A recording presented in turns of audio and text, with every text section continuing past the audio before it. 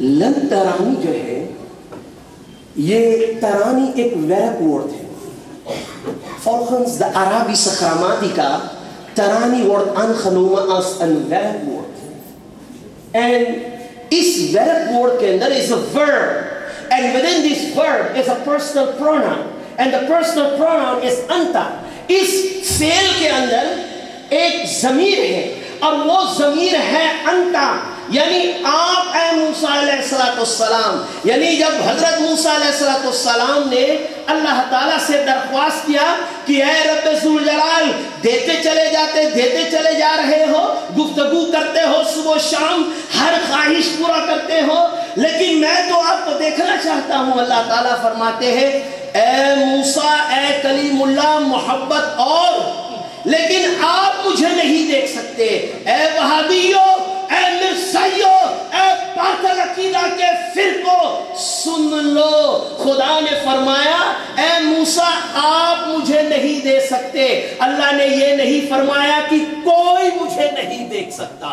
یہی تو لن ترانی کا معنی ہے کہ آپ مجھے نہیں دیکھ سکتے.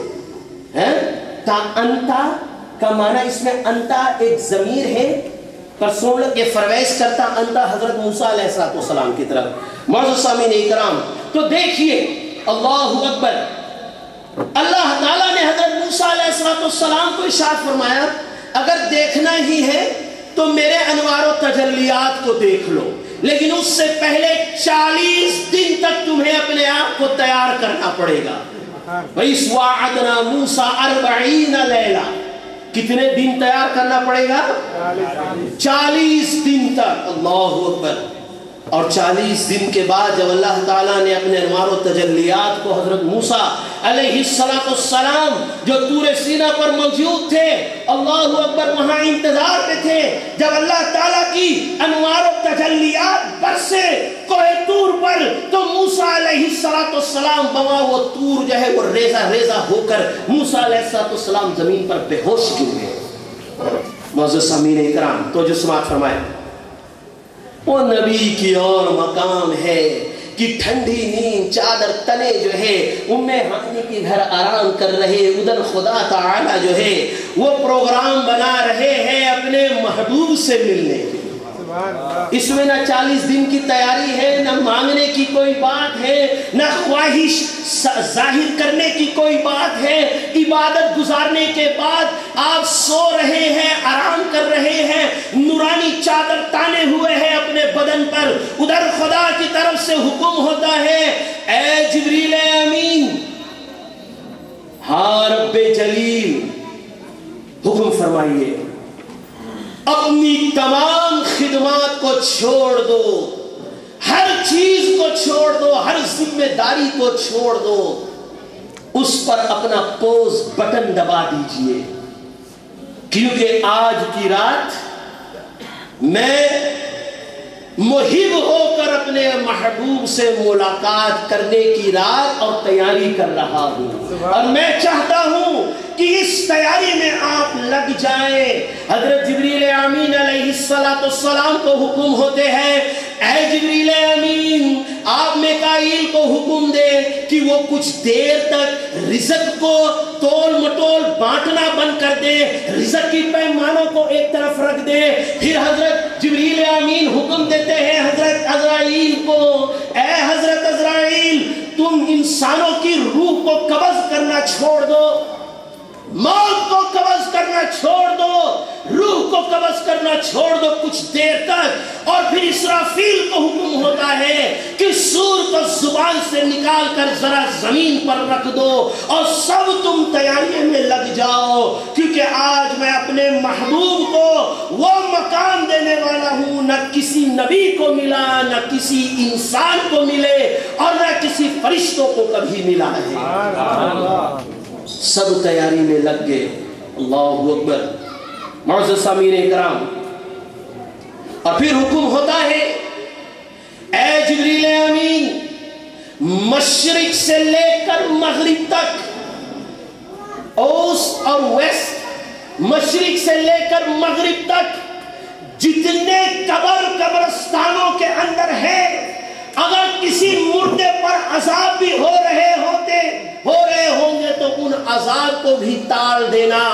آج یہ معراج کی رات ہے، محب اور محبوب کی ملن کی رات ہے۔ جتنا دیر یہ ملن لگے گا اتنا دیر جو ہے کسی انسان پر عذاب قبر نہیں ہوگا۔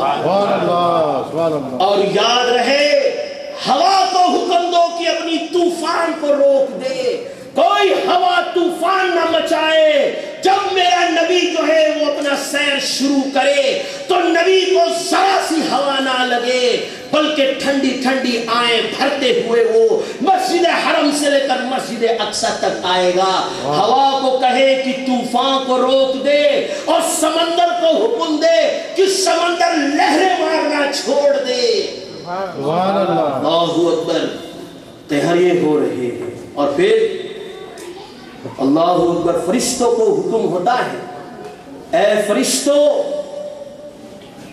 بڑے ناز سے تمہیں اپنے تسبیح تکبیر تحمید پر جب میں نے حکم دیا تھا انی جاعل فی الارض خلیفہ، کہ بے شک میں زمین پر ایک خلیفہ پیدا کرنے والا ہوں، تو آپ لوگوں نے جواب دیا تھا نحن نسبح بحمدک ونقدس لک۔